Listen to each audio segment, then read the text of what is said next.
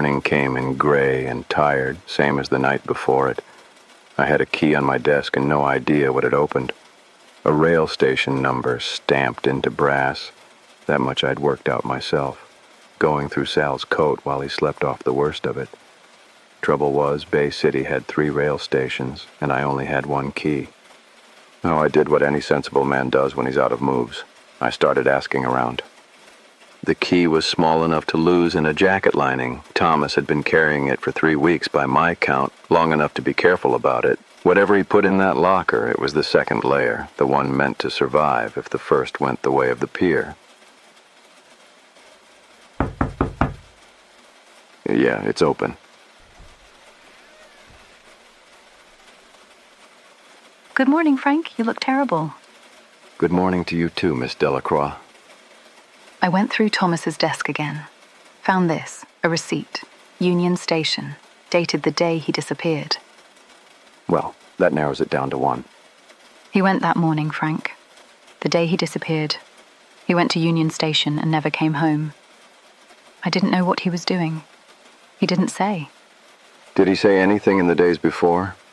About what he was putting together? He was quiet. He'd stopped sleeping. He kept saying there were things he'd seen that he couldn't walk away from. That once you know something, not knowing isn't an option anymore. He was right. Is it dangerous, going to the station?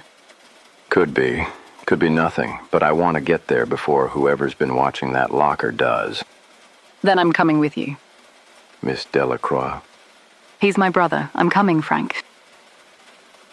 I didn't argue. She had the receipt. And I'd been doing this long enough to know that 2 sets of eyes in a crowded station aren't worse than 1.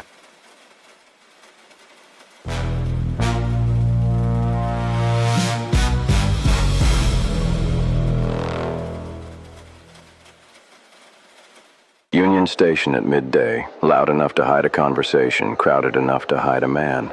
I found the locker bank by the west platform, number stamped clean on the key, number 114.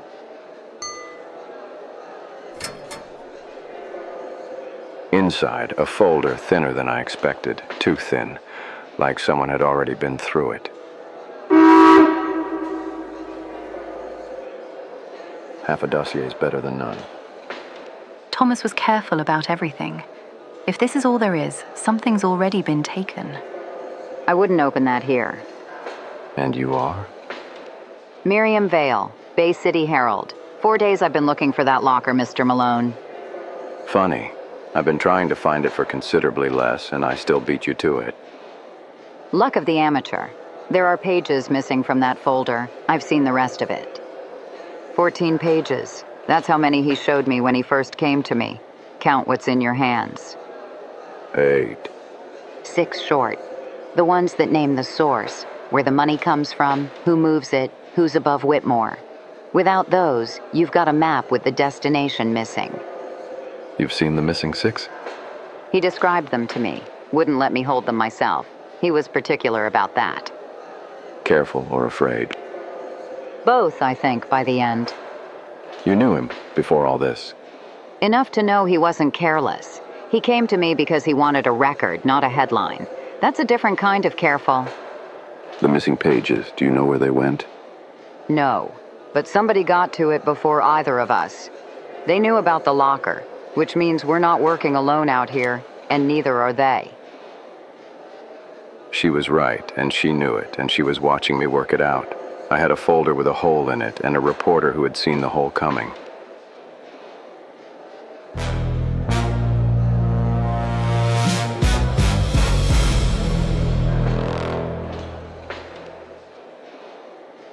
She bought the coffee. I figured that bought her 10 minutes of my patience. Corner booth. She'd picked it herself. Back to the wall. Door in sight. I noted that. 6 weeks ago, Thomas came to me. He had something on a city contract.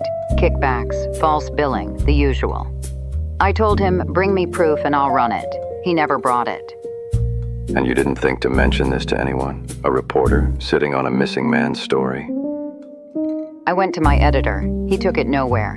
2 calls came in and the story died. My byline's been off the front page a month. Somebody doesn't want this in print. That should mean something to you. These pages, the ones missing. What's not here? The money. Whitmore's a middleman. I'd guess you know that already. But someone's paying him. That's what the missing pages name. That's the name you don't have. The calls your editor took to kill the story. Do you know who made them? He won't tell me. Said there was pressure. Left it at that. I've worked for this man 11 years. I know when he's covering something, and I know when he's scared. This was scared. That tells you the level. Not a ward boss, not a precinct captain, someone above that. Someone who can call a newspaper editor, say whatever they said, and have it done in 2 minutes. He didn't speak for the rest of that afternoon. I'd never seen him like that. Thomas, what did he actually say when he first came to you? His exact words, if you remember. His words were, "There's someone above Harwell. Not elected, not visible. The reason any of it works." He said the dossier would prove it. The whole thing, not part of it. And you believed him? I believed him. He'd been careful about everything I'd seen. Methodical, no gaps. I didn't think he was guessing at the top of it. You tried to run the story anyway. I tried.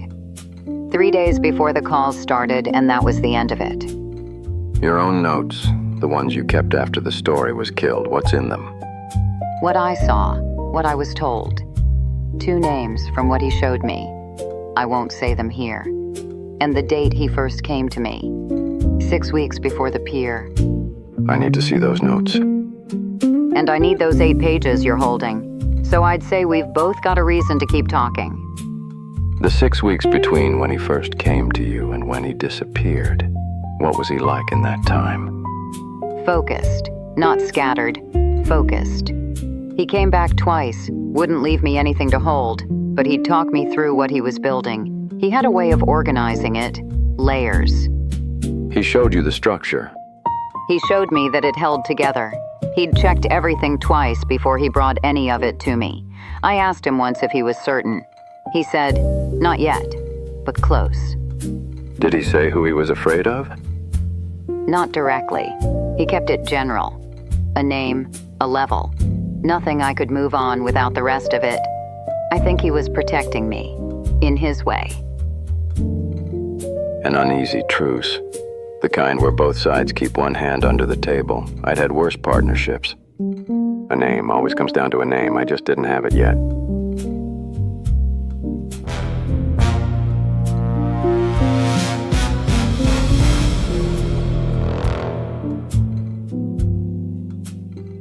I spread what we had across the desk, half a dossier, a reporter with her own reasons, a name-shaped hole where the truth should be. Vera was at the desk when I got back. She'd let herself in. I'd stopped asking how some time ago. Do you trust her?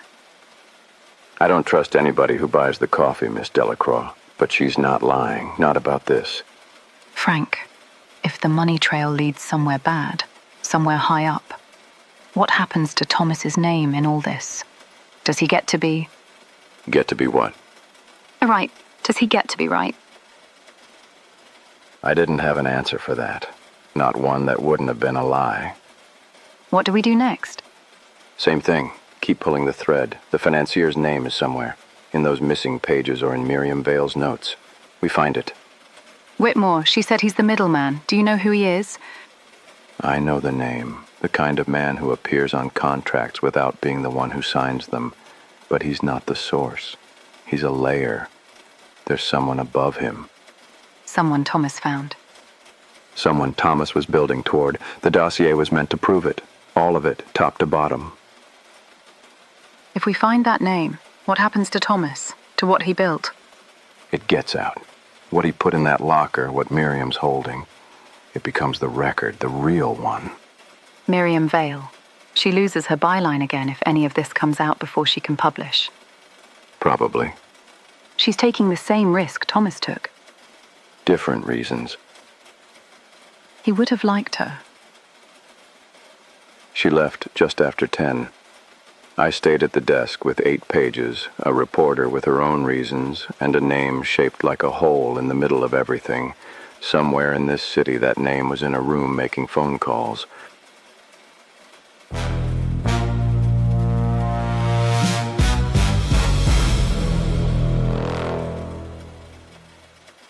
The city had gone quiet. I read through the 8 pages a third time. Routing numbers, manifests, Whitmore's name in the margins, always as a signatory, never as the origin. I thought about a man who makes a call and ends a newspaper story in 2 minutes. That's not leverage. That's infrastructure. Whoever was sitting above Whitmore had been building something for a long time, and Thomas Delacroix had gotten close enough to see the shape of it. Miriam Vale left her card, said she'd dig into who killed the story at her paper, said it like a woman who already had a guess and didn't like it. 8 pages, a name-shaped hole, and the question Thomas had been chasing before the city caught up with him. The thing about a name you don't have yet, it's in everything. The way Miriam said, above Harwell. The way an editor won't speak for a whole afternoon. Thomas had seen the shape of it. The Midnight Files will continue next week. Same time, same station.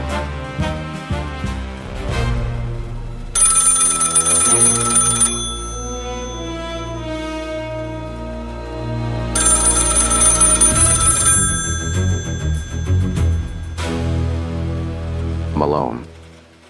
Frank, there's a woman down at the front desk. Says she works for the paper. Says it's urgent. Says somebody followed her here. Let her up, Rosie. Half a dossier, a locker key, and now somebody following a reporter through my own building. Bay City was getting smaller by the day.